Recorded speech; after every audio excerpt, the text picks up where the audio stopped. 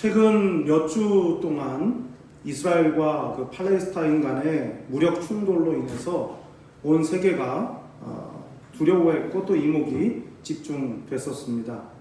늦었지만 조건 없는 휴전을 하기로 서로 합의가 돼서 더 이상 이제 포성은 들리지 않고 있습니다. 어디까지나 휴전이죠. 우리나라처럼 종전 선언 혹은 서명만 남아있는 휴전하고는 좀 성격이 다른 휴전이다, 이렇게 말할 수 있습니다. 팔레스타인 입장에서는 어느 날 갑자기 이스라엘이 독립을 한다면서 자신들의 삶의 터전에 들어와서 독립을 선언해버리고 또 강대국들의 힘을 빌어가지고 독립을 성공을 하지 않았겠습니까? 그러면서 자신들을 일정한 구역에 이렇게 가두다시피 그렇게 해버렸기 때문에 팔레스타인의 입장에서는 그 민족적인 피해의식이 보통이 아니지 않을까 생각이 됩니다. 조금 이해에 도움이 되실 거라 생각해서 지도를 잠깐 보도록 하겠습니다. 지도에 보시면 이제 이스라엘, 그러니까 팔레스타인 땅은 이렇게입니다. 이렇게 약간 그 뾰족한 송곳니 모양으로 생긴 게 이게 이스라엘이고 팔레스타인 땅이고, 그 다음에 위에 레바논, 시리아, 요르단, 그 다음에 이집트 이렇게 되고, 여기 지중해 바다입니다. 우리가 아는 예루살렘은 여기이고요.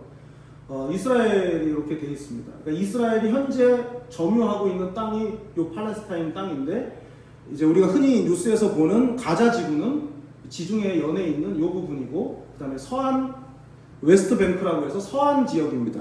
그러니까 이 가자 지구는 굉장히 두텁고 높은 콘크리트 장벽으로 되어 있어서 여기에 그냥 다 이 좁은 지역에 밀집해가지고 팔레스타인 사람들이 여기 살고 있고요. 여기는 그런 장벽이 쳐져 있는 건 아니지만은 서한 지구라고 해서 팔레스타인 사람들이 이렇게 두 곳에 나누어서 살고 있습니다. 가자 지구는 콘크리트로 완전히 봉쇄가 되어 있고요. 이제 통문들이 있어가지고, 검문소가 있어가지고 끊임없이 신분증을 제시해야 출입이 가능하고요. 여기도 역시 마찬가지, 장벽은 없지만 군데군데 계속해서 유대인들이 아주 의도를 가지고, 이스라엘의 의도를 가지고 유대인 정착촌, 그러니까 아파트다, 우리로 말하면 아파트 단지를 군데군데 만들어 놓고 그 아파트 단지마다 철책과 장벽을 만들어서 출입자를 통제하고 있습니다. 그러니까 자기들 땅인데 여기에 살아야 되는 겁니다. 팔레스타인 사람들은. 가장 좀 적나라한 예 중에 하나는 여기가 텔아비브입니다. 이스라엘의 수도죠. 예루살렘은 여기 있고요. 종교적인 수도이고 행정적인 수도가 텔아비브입니다. 만약에 이스라엘이 지난번 그 트럼프가 했듯이 이 예루살렘을 이스라엘의 수도로 선언을 하고 만약에 유엔이나 이런 데서 그것을 인정하게 되면 이제 세계대전이 일어나는 거죠. 그러다 보니까 이 부분은 굉장히 예민한 부분이고요. 텔아비브가 수도이기 때문에 여기에 공항이 있습니다. 국제공항이. 여기에 살고 있는, 가자지구에 살고 있는 팔레스타인 사람들이 해외로 나가려면 텔아비브 공항을 이용하는 게 제일 편리하고 좋을 텐데 이용할 수 없게 해놨습니다. 그럼 어떻게 하느냐? 요단강 건너 요르단에 있는 요르단의 수도 암만에서 비행기를 타야 됩니다.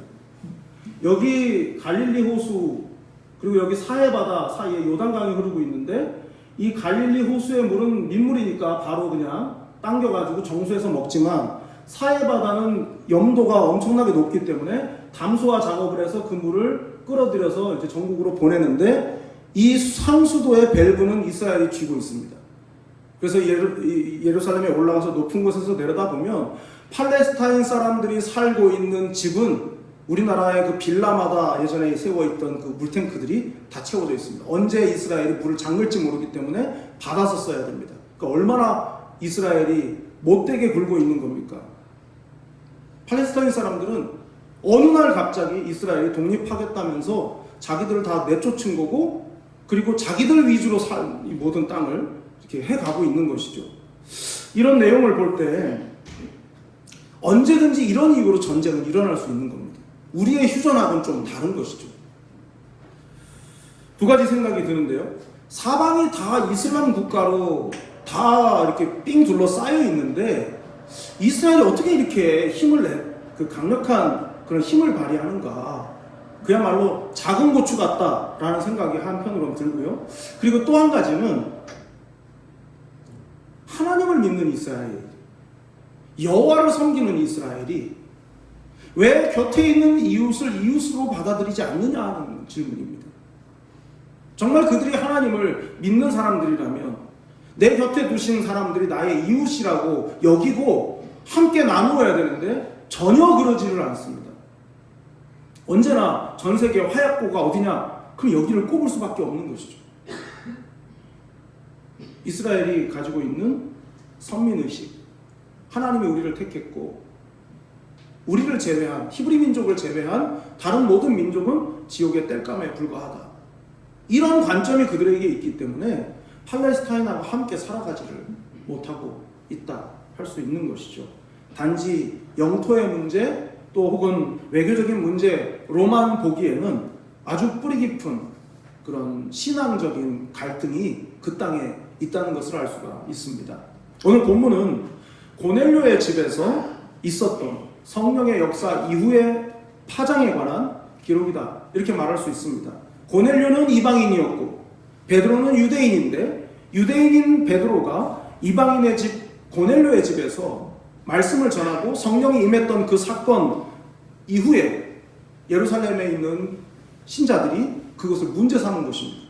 베드로가 어떻게, 유대인인 베드로가 어떻게 이방인의 집에 유하면서 거기서 그들과 함께 먹을 수가 있느냐, 그들과 함께 식사할 수 있었느냐, 그걸 도저히 이해할 수 없다 해서 이제 베드로를 비난하게 되고요. 이 비난에 대해서 베드로가 변론한 내용이 이제 오늘 1절부터 18절까지의 내용입니다. 비록 알려지지 않은 고넬료의 가정에서 일어난 성령의 역사였지만, 한 가정, 작은 집에서 일어났던 성령의 역사였지만 이 위기를 잘 넘김으로 인해서 세계 선교 역사에 발판을 놓은 그런 의미 있는 장면이 바로 오늘 본문이라 할 수가 있겠습니다. 오늘은 이처럼 인간의 생각과 다른 하나님의 뜻과 관련한 몇 가지를 생각해 보려고 합니다. 첫 번째는 같은 하나님을 섬기면서도 갈등이 있는 것은 하나님의 뜻과 다른 인간의 생각 때문이다. 하나님의 뜻과 다른 인간의 생각 때문에 갈등이 생긴다 하는 것이죠. 자, 1절부터 3절을 보겠습니다. 유대에 있는 사도들과 형제들이 이방인들도 하나님의 말씀을 받았다 함을 들었더니 베드로가 예루살렘에 올라갔을 때 할례자들이 비난하여 이르되 네가 무할례자의 집에 들어가 함께 먹었다 하니. 유대에 있는 신자들이 소문을 들은 것이죠. 가이사랴에 있는 고넬료라고 하는 이방 사람의 집에서 베드로가 거기서 먹었다. 그들과 함께 식사를 했다. 이방인, 즉 무할례자와 어떻게 부정하게 식사할 수 있느냐. 그러니까 여러분 참 아이러니하죠. 이스라엘에 가면 돼지고기를 팔아요. 돼지를 잡아서 돼지고기를 판다고요. 자기들은 안 먹어요. 어시장에 가면 오징어를 팔아요. 근데 자기들은 안 먹어요. 이게 이스라엘 사람들 아니겠습니까? 무할례자라는 말은 언약 백성이 아니다 그런 뜻이에요. 하나님의 택한 백성이 아닌 사람들하고 어떻게 같이 식사를 하냐. 지옥의 땔감에 불과한 그들과 어떻게 식사를 같이 할 수 있냐. 부정하게. 이제 그걸 이제 문제 삼은 것이죠. 여러분, 베드로가 하나님의 말씀을 전했고 하나님의 말씀을 전할 때 성령이 임해서 하나님의 은혜를 받았다, 은사가 임했다 이런 얘기는 다 빼버리고 밥 먹은 것만 얘기하는 겁니다. 지금 밥 먹었다. 부정하게 어떻게 밥 먹을 수 있냐 그러더라고. 여러분 어디서 많이 듣던 이야기 아닙니까? 일찍이 예수님께서도 같은 비난을 받으셨죠. 누가복음 15장 1, 2절을 쉬운 성경으로 제가 읽어드리겠습니다. 많은 세리들과 죄인들이 말씀을 들으려고 예수님께 가까이 나왔습니다. 바리새파 사람들과 율법학자들이 수군거리기 시작했습니다. 이 사람이 죄인들을 받아들이고 함께 먹기까지 한다. 죄인들과 밥을 먹는다. 예수님이 받으셨던 비난이었습니다. 이 말을 들으신 예수님께서, 수군거리는 그 이야기를 들으신 예수님께서 하신 말씀이 그 유명한 잃어버린 것에 관한 비유입니다. 잃어버린 한 마리 양의 비유, 잃어버린 드라크마의 비유, 그리고 그 다음은 뭡니까? 잃어버린 아들의 비유. 우리가 흔히 말하는 탕자의 비유 아니겠습니까? 어떻게 죄인과 함께하고 같이 식사를 할 수 있느냐 하는 것이 정통 유대인들의 생각이었는데 그 생각과 하나님의 생각은 다르다. 너희의 생각과 하나님의 생각은 다르다 하는 의미로 비유의 말씀을 예수님이 하신 겁니다. 그 중에 유명한 탕자의 비유를 한번 떠올려 보십시오. 방탕한, 그래서 아버지의 유산을 미리 땡겨받고 나가가지고 그 돈을 다 날려버린, 그래서 돼지와 함께 쥐염 열매를 먹기 위해 돼지와 경쟁했던, 그리고 거짓골이 돼서 집으로 돌아갔던 그 탕자가 몇째 아들입니까? 아, 탕자는 집에 형제가 있었어? 탕자는 둘째 아들이에요. 그 아들이 돌아왔을 때 아버지가 어떻게 합니까? 얼싸 안았죠. 그리고 사람들에게 말하죠. 잔치를 베풀라고. 금가락지를 끼워주고 씻고 옷을 새로 입히고. 그거를 본 누가 있었습니까? 첫째 아들이 있었죠. 첫째 아들의 생각은 뭡니까? 저런 인간 같지도 않은 것을 아들이라 인정하다니. 우리 아버지가 뭔가 크게 잘못 생각하고 계시네? 이게 첫째 아들의 생각이었어요. 예수님 왜 그 이야기를 하시는 겁니까? 예수님이 죄인들과 함께 식사를 하시니까 바리새파 사람들하고 율법학자들이 어떻게 죄인과 밥을 먹나? 라고 말하는 그 사람들을 꼬집기 위해서 예수님이 첫째 아들을 등장시키신 겁니다. 하나님 아버지의 생각은 뭡니까? 하나님을 배신하고 뛰쳐나갔어도 돌아온 내 아들이다. 너희가 죄인이라고 정죄하는 그 사람이 곧 내 백성이다. 이게 하나님 마음이라는 건데 그 하나님의 마음을 알지 못하는 바리새파 사람들, 율법학자들은 어떻게 저런 인간들하고 같이 밥을 먹어? 그랬다는 거죠. 하나님의 생각을 모르기 때문에. 아버지의 마음은 스스로 자기 자신이 의롭다고 생각하는 그 큰아들에게 있어서는 아버지의 마음과 그 큰아들의 생각은 달랐습니다.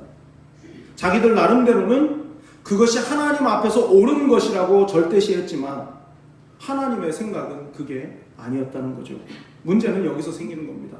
앞서 말씀드린 이스라엘과 팔레스타인의 그 분쟁 역시 마찬가지 아니겠습니까? 팔레스타인에서 그렇게 이야기했다고 하지 않습니까? 휴전이 서로 합의를 한 다음에 우리의 신이 이겼다고.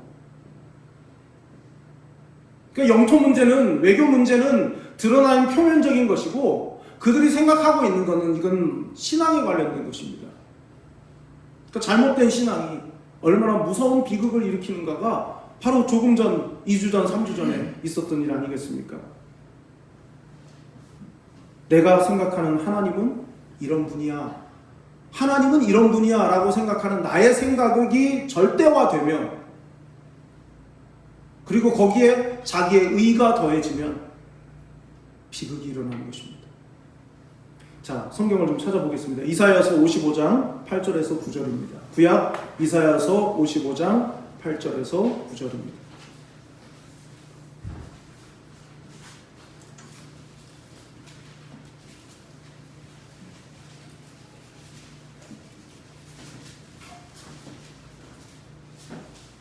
이사야서 55장 8절에서 9절을 제가 봉독하겠습니다. 이는 내 생각이 너희의 생각과 다르며 내 길은 너희의 길과 다름이니라. 여호와의 말씀이니라.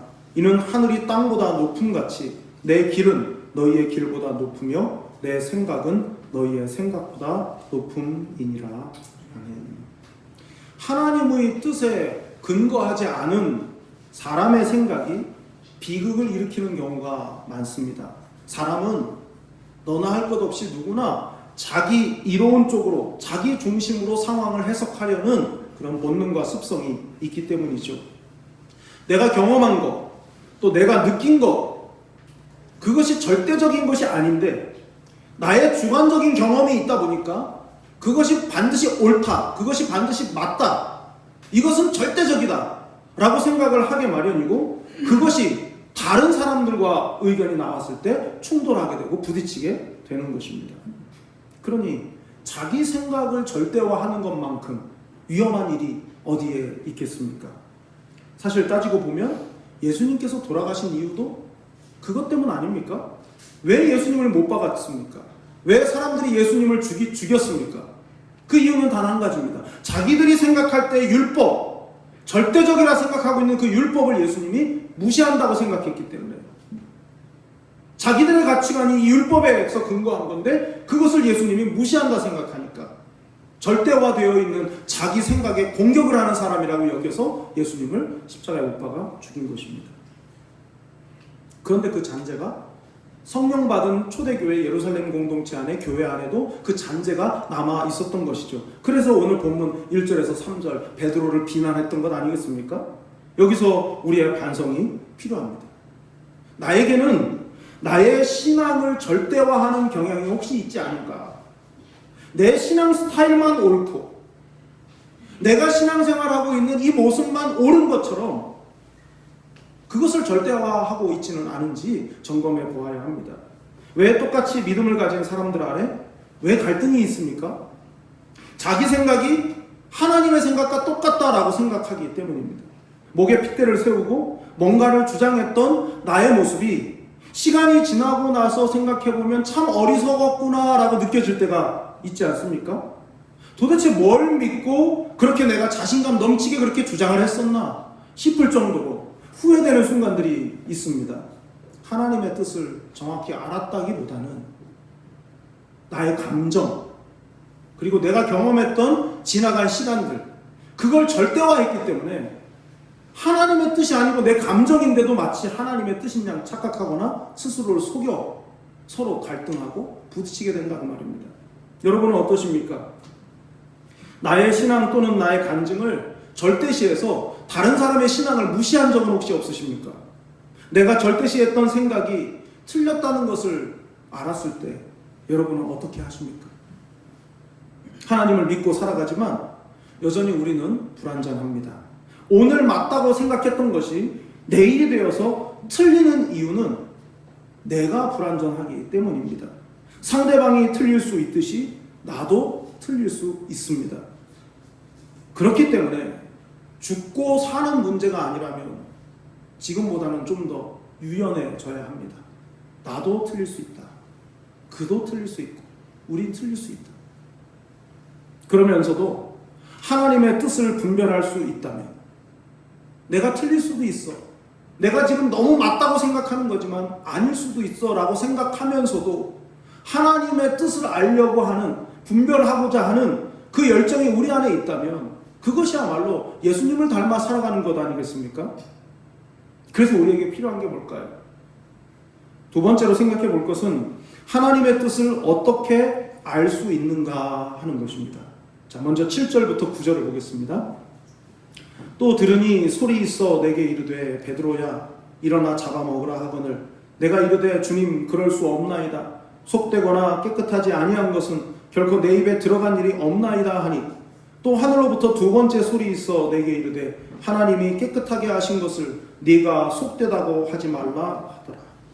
여러분 이게 무슨 말입니까? 베드로 자신이 본인이 절대시했던 자기 생각하의 틀로 주님의 명령마저 자기 스스로 거절했었다는 고백이에요. 나도 거절했었다. 나도 용납할 수가 없었다. 그리고 건너뛰어서 17절을 보겠습니다. 그런즉 하나님이 우리가 주 예수 그리스도를 믿을 때에 주신 것과 같은 선물을 그들에게도 주셨으니 내가 누구이기에 하나님을 능히 막겠느냐 하더라. 이게 무슨 말입니까? 자신의 거절에도 불구하고 하나님의 뜻을 자기가 거절했었는데 하나님이 나만 다루시는 게 아니라 동시에 고넬료까지 다루셔서 이 일이 이루어지게 하셨기 때문에 내가 어찌 더 이상 거절할 수 있겠냐, 어찌 하나님의 뜻을 내가 거부할 수 있겠느냐 하는 것이 지금 베드로의 고백 아닙니까? 자기 신앙을 절대화해서 막으려고 했었던 것은 어리석은 일이었고 그 어리석음에도 불구하고 하나님은 당신의 일을 이루어 가시기 위해서 나를 설득하셨고 그래서 결과가 이렇게 됐다 라고 지금 베드로가 자신을 비난하던 사람들에게 말하고 있는 장면입니다. 근데 이걸 어떻게 깨달았을까요? 베드로가 자기가 거부했는데도 하나님께서 이 일을 이루셨다는 것 그리고 하나님의 뜻이라는 것을 베드로가 어떻게 깨달았겠습니까? 우리가 지난 두 번인가요? 10장의 내용과 그 다음에 오늘 이 11장의 내용, 이 겹치는 내용 아니겠습니까? 우리가 봤잖아요. 어떤 식으로 하나님이 베드로를 설득하셨습니까? 환상과 말씀. 환상과 말씀이었어요. 여러분, 모든 환상은 주가 아니라 보조입니다. 하나님의 말씀을 보조하는 게 환상인 거예요. 환상이 말씀을 해석하는 게 아니고 말씀이 환상에 의미를 부여하시는 거예요. 그러면 결국 환상은 말씀에 포함되는 거겠죠.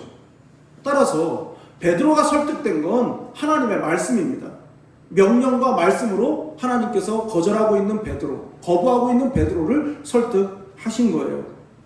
언제 말씀하셨습니까? 베드로가 지붕에 올라가서 기도할 때. 여러분, 고넬료 역시 마찬가지 아닙니까? 하나님께서 천사를 통해서 고넬료에게 말씀하셔요. 고넬료도 항상 기도하는 사람 아니었습니까? 그 고넬료에게 환상으로, 그러니까 말씀으로 하나님의 뜻을 고넬료에게 전하셨습니다. 할례자들의 비난에 대처하기 위해서 베드로가 변론하는 내용이 오늘의 본문 아닙니까? 베드로가 말하고자 한 것이 뭡니까? 한때는 자기 자신, 나를 지금 비난하고 있는 당신들과 나는 같은 입장이었지만 하나님의 말씀을 듣고 그리고 하나님의 말씀을 보고 내 뜻을 접었다 라고 지금 베드로가 말했어요. 여러분의 생각이 하나님의 뜻과 맞는지 맞지 않는지, 나의 생각이 하나님의 뜻과 같은지 같지 않은지를 무엇으로 확인합니까? 그 말씀이죠. 말씀이 빠진 인생 경험 혹은 누군가의 이야기로 하나님의 뜻을 분별하고 판단한다는 것은 참으로 위험한 일입니다. 말씀을 제쳐두고 말씀과 관계없이 하나님의 말씀, 하나님의 뜻을 분별할 수 있다라고 생각하는 것 자체가 너무 위험한 착각인 것이죠. 하나님의 말씀을 연구함 없이, 공부함 없이 하나님의 뜻을 알 수는 없습니다. 그럼에도 불구하고 신앙생활을 하면서 성경 읽는 것을 완전히 담싸고 지내는 경우가 있단 말이죠. 과연 그게 신앙생활일까? 말씀이 없는데. 그래서 거북이 교인이라고 하죠. 예. 거북이가 한번 먹으면 바다 밑바닥까지 내려가서 한 달인가 두 달 동안 안 먹어도 된대요. 그러니까 주일날 한번 와서 들으면 그냥 성경은 한 번도 안 보고 말씀을 한 번도 안 보는 게 거북이 교인이라는 거예요. 그래서 오늘부로 여러분 승용차 뒷좌석 유리창 앞에 있나? 없나? 헷갈릴 정도의 그 성경을 댁으로 가져가시기 바랍니다. 차에 두어봐야 이렇게 더운 날 종이가 말라 비틀어져서 아주 쓸모없게 돼버리니까 갖고만 다니지 마시고 읽으시고 뜻을 살피시고 하나님의 뜻이 뭔가 말씀을 통해서 찾아보시기를 바랍니다. 어떤 사람이 친구의 개업식에 갔어요. 축하하기 위해서 개업식에 갔는데 막 화환도 있고 화분도 있고 막 액자도 선물했고 막 그래서 이제 이렇게 다 둘러봤습니다. 그 중에 걸려있는 성경 구절이 써있는 그 걸려있는 액자가 있었어요. 이렇게 써 있었습니다. 아무것도 염려하지 말고 오직 모든 일에 기도와 간구로 너희 구할 것을 감사함으로 하나님께 아뢰라. 빌립보 4장 이렇게 써 있었어요. 이 액자를 보고 친구의 개업식에 온 이 사람이 이렇게 말합니다. 야, 참 좋은 글이다. 그런데 빌립보 4장은 어떤 사람이야? 그러니까 4장과 4장 이게 좀 다르잖아요. 빌립보 4장 그러면 4장인데 4장 그러면 그 사장님이잖아요. 얼마나 성경을 안 봤으면 빌립보라는 이름의 사장님이 계신 줄 알았다지 않습니까? 그러니까 성경을 읽어야 돼요. 말씀을 알아야 됩니다. 기독교가 다른 종교와 다른 점은 경전을 읽는다는 겁니다. 다른 종교는 경전을 잘 안 읽어요. 읽는지도 모릅니다. 공덕으로 소원을 성취한다고 믿기 때문이죠.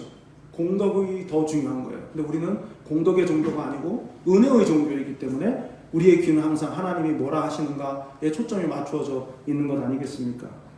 제가 여러분에게 말씀을 묵상하시라고 큐티를 하시라고 말씀을 드리는 이유가 뭐겠습니까? 묵상만이 하나님의 뜻을 알 수 있는 유일한 길이기 때문이 아니에요. 읽을 수도 있고 통독할 수도 있고 암송할 수도 있고 쓸 수도 있어요. 무슨 뜻인지도 모르면서 쓰기만 해가지고 그걸 쌓아두기만 하는 게 자랑은 될 수 있겠지만 하나님이 나를 향해서 뭐라 하시는지에는 관심을 갖기가 어렵단 말이죠. 쓰는 게 자체가 힘들다 보니까 정성에만 집중하기 때문에 그러니까 그러지 못할지라도 이 말씀이 오늘 나에게 뭐라 말하고 있는가, 하나님께서 나한테 뭐라고 말을 걸어오시는가, 그리고 그 말씀을 마음에 새기고 그 말씀대로 살아보려고 애를 쓰면서 좌충우돌하고 실패도 해보고 말씀대로 살려 하다가 또 성공도 해보고 그러면서 하나님이 나에게 뜻을 전달하는 방식이 무엇인지를 찾아가기 때문에 큐티 하시라고, 말씀 묵상하시라고 말씀드리는 것 아니겠습니까? 만약에 어떤 부부가 각자 아침에 말씀을 묵상하고 하루를 살다가 저녁 때 식사하고 퇴근해서 집에 와가지고 이런저런 이야기를 하다가 오늘 그 말씀 가지고 어떻게 살아봤냐고, 말씀대로 살아보려고 애쓰다가 힘들지 않았냐고, 이런 이야기들이 대화가 된다면 그 둘을 짝지어주신 하나님이 보실 때 얼마나 뿌듯하시겠습니까? 요즘같이 코로나19로 인해서 어린 아이들이 밖에 나가서 마음 놓고 놀지도 못하는 이런 때 답답한 아이들이 얼마나 답답하겠습니까? 교회학교 교육도 너무 힘들어요. 그런데 여러분 한번 생각해 보세요. 만약에 그 어린 아이들이 매일매일 선생님이나 교육자의 도움을 받아서 각자 정해진 분량의 말씀을 묵상하고 그것을 다른 친구들이나 선생님하고 나눌 수 있다면 어쩌면 코로나 이전보다 아이들의 신앙을 교육하기에 더 좋은 환경이 만들어졌는지도 모르겠습니다. 가끔 하나님의 뜻을 보여달라고, 하나님의 뜻을 잘 모르겠다고 그렇게 물어오시는 분들이 계세요. 귀하다고 생각을 합니다. 그러나 여러분 아셔야 돼요. 귀할수록 쉽게 얻는 건 없습니다. 하나님의 뜻을 아는 게 얼마나 귀한 일입니까? 근데 그걸 맨입으로 누구한테 물어봐가지고 알아내겠다는 거, 그건 너무 편의주의적 발상이에요. 하나님의 뜻을 알려면 끙끙거리는 시간이 필요한 겁니다.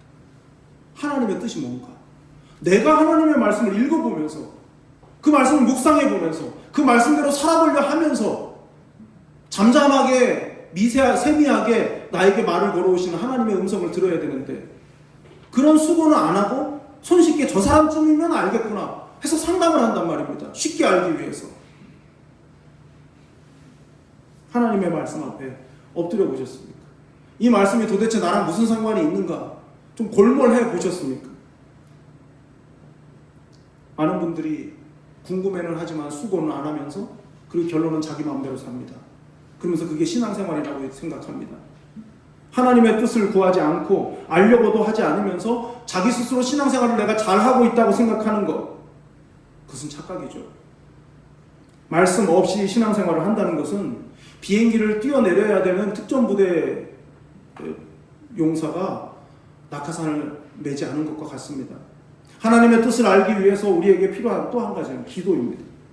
기도는 하나님의 뜻을 따르겠다는 의지의 표현이에요. 기도는 하나님과 밀당하는 게 아닙니다. 우리가 많은 분들이 그걸 착각하고 있어요.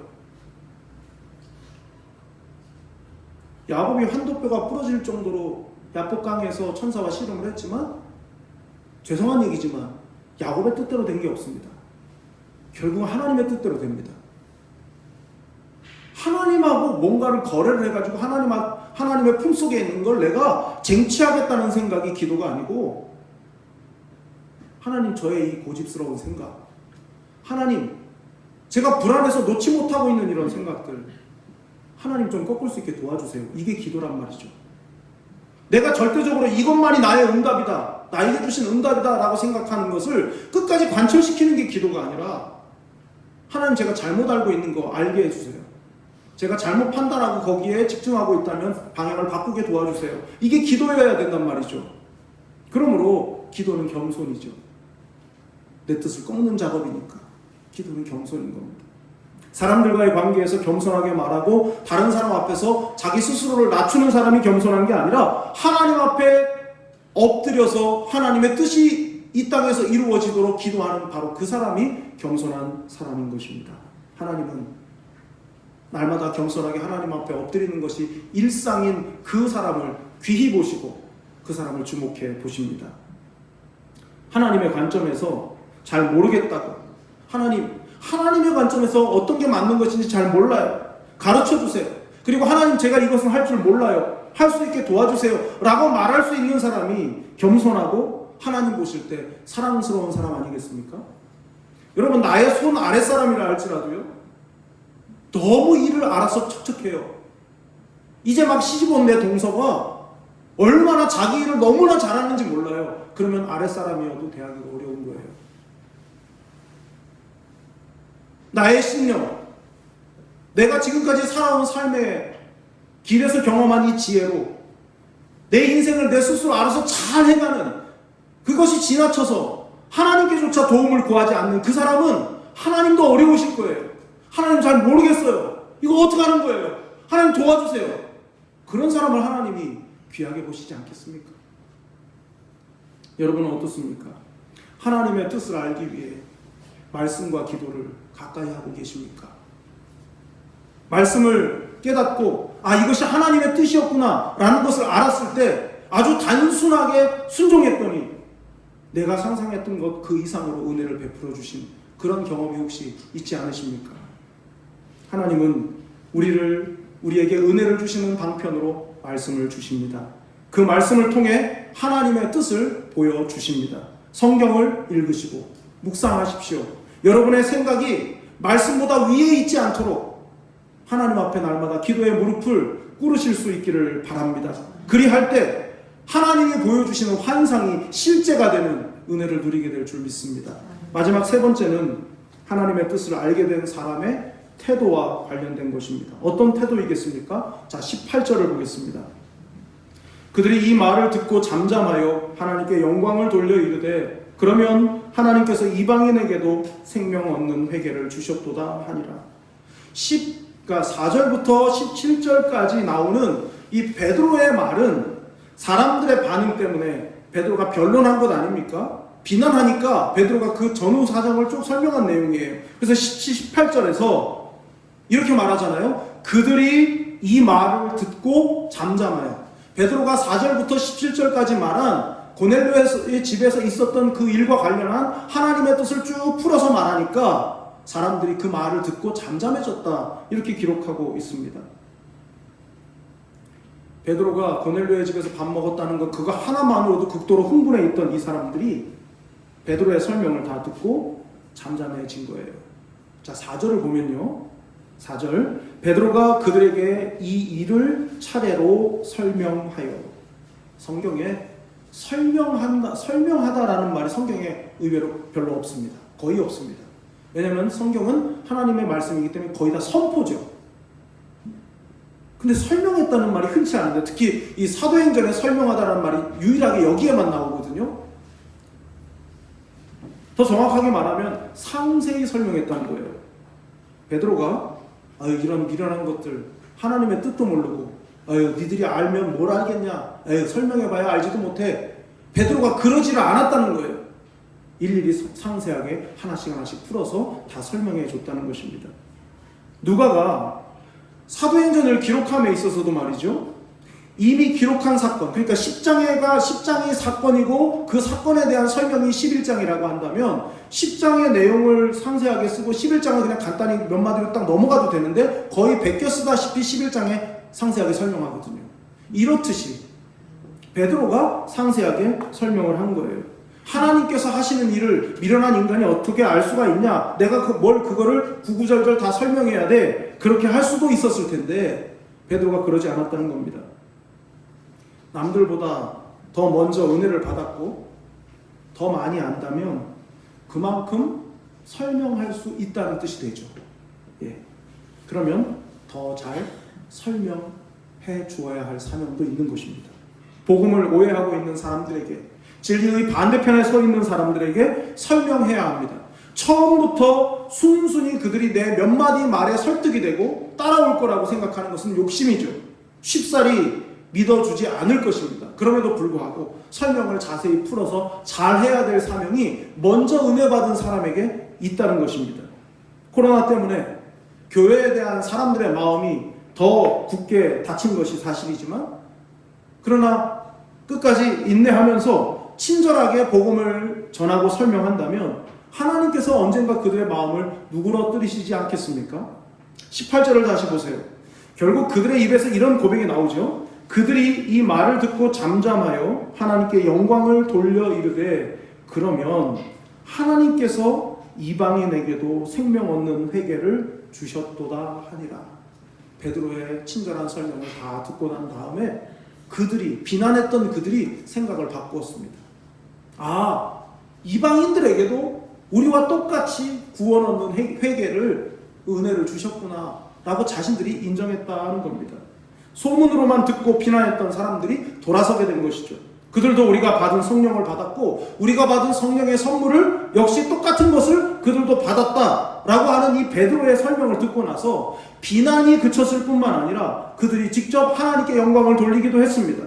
자신들이 받은 은혜가 무엇이고 그들이 받은 은혜가 어떠한지를 정확하게 그리고 분명하게 알게 되었다는 이야기입니다. 자신들의 회개가 단순한 죄의 고백을 넘어서 생명을 얻는 거라는 것, 새로운 삶을 위한 것이라는 사실을 정확하게 알게 되었다는 것이죠. 그러므로 하나님의 뜻을 아는 자의 태도가 매우 중요합니다. 여러분은 어떻습니까? 여러분보다 영적으로 미성숙한 교우들을 대할 때 정확하고 자세하게 잘 설명해 주고 계십니까? 여러분이 알고 있는 복음의 진리 그리고 하나님의 뜻을 보다 더 잘 설명하기 위해서 어떤 수고를 하고 계십니까? 하나님의 뜻을 깨달았다면 아직 그렇지 못한 사람들을 위해서 자세히 설명하는 수고를 해야 합니다. 하나님께서 당신의 뜻을 우리에게 맡기신 것은 혼자만 알고 있으라는 것이 아니라 친절히 잘 설명해 주라는 하나님의 뜻이 있음도 알아야 합니다. 사랑하는 교회 여러분, 오늘은 성령 강림 주일입니다. 고넬료의 집에 성령께서 임하실 수 있었던 것은 하나님의 뜻을 깨달은 두 사람 때문입니다. 베드로와 고넬료가 하나님의 뜻을 옳게 분별을 했기 때문에 고넬료의 집에 성령이 임할 수가 있었습니다. 하나님의 뜻을 알기 위해 더 말씀을 가까이 하시기 바랍니다. 더 잘 알기 위해서 책도 사보시고 성경도 더 읽으시고 혹시 필요하다면 교육자들에게 묻기도 하십시오. 어떻게 하면 하나님의 말씀을 더 효과적으로 읽고 적용할지 교육자들이 잘 안내해 줄 겁니다. 그러나 근본적으로 성령님이 지혜와 계시의 정신을 주사 여호와의 이 크고 비밀한 여호와의 법을 알게 가르쳐 주실 것입니다. 읽고 기도하고 은혜를 구할 때 하나님의 뜻을 보여주십니다. 성경을 읽고 묵상해도 포기하지 못하는 나의 고집을 기도의 자리에서 주님이 꺾어주시기를 기도하실 수 있기를 바랍니다. 여러분의 일상 속 아직 깨닫지 못하고 있는 하나님의 뜻을 말씀과 기도 생활을 통해서 깨닫고 발견하는 은혜를 누리시기를 간절히 축원합니다. 기도하겠습니다. 사랑이 많으신 하나님 아버지, 하나님의 뜻을 몰라서 방황하고 갈등하는 일이 없게 해 주십시오. 그러나 하나님의 뜻을 아는 일인 말씀과 기도 생활에 게으르지 않도록 우리를 깨워 주시옵소서. 하나님의 뜻을 깨닫는 일에 민첩하게 하실 뿐 아니라 언제든 하나님의 뜻을 깨달았을 때 즉시 돌이킬 수 있는 과단성 있는 믿음을 갖게 해 주십시오. 누군가 하나님의 뜻을 알지 못해 어려움을 겪을 때 구체적으로 도움을 줄 수 있을 만큼의 영적 성장을 이루게 해 주십시오. 성령님께서 우리의 스승이 되셔서 성경을 깨닫게 하시고 아버지의 뜻대로 살아갈 힘을 주십시오. 예수님의 이름으로 기도드립니다. 아멘.